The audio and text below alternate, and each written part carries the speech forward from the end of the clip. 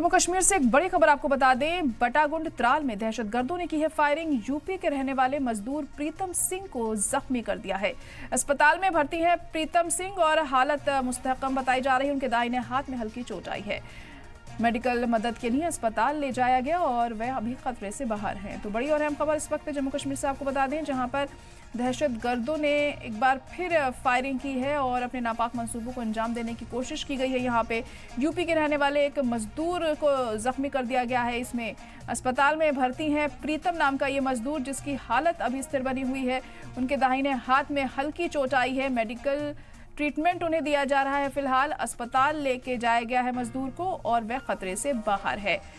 तो दहशतगर्द लगातार इलाके में दहशत फैलाने में कोई कसर नहीं छोड़ रहे हैं और अब ये ताज़ा मामला एक बार फिर सामने आया है यहाँ पर। और यहाँ एक यूपी के रहने वाले मजदूर पर फायरिंग की गई, जिसमें वो घायल हो गया और उसे अस्पताल में भर्ती करवाया गया है।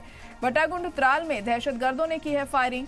गांदरबल में भी अभी कुछ दिन पहले फायरिंग हुई थी, जिसमें 7 लोगों की मौत हो गई थी। और अब दहशतगर्द एक बार फिर इस तरह के मंसूबों को अंजाम देने की कोशिश में है। और ताज़ा मामला त्राल में ये सामने आया, जहाँ एक यूपी के रहने वाले मजदूर को दहशतगर्दों ने घायल कर दिया है। फिलहाल वो अस्पताल में भर्ती है, इलाज उसका चल रहा है। अभी वो खतरे से बाहर बताया जा रहा है, मेडिकल ट्रीटमेंट उसे दिया जा रहा है।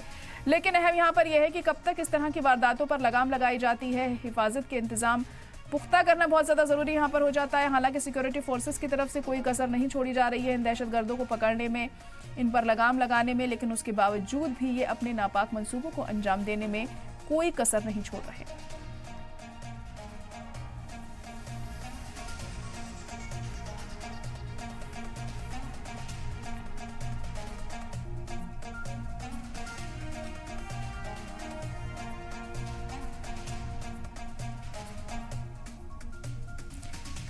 तो जिस मजदूर के घायल होने की खबर सामने आ रही है, उसके घर की ये तस्वीरें इस वक्त हम आपको दिखा रहे हैं, जहां पर जवानों की तैनाती की गई है।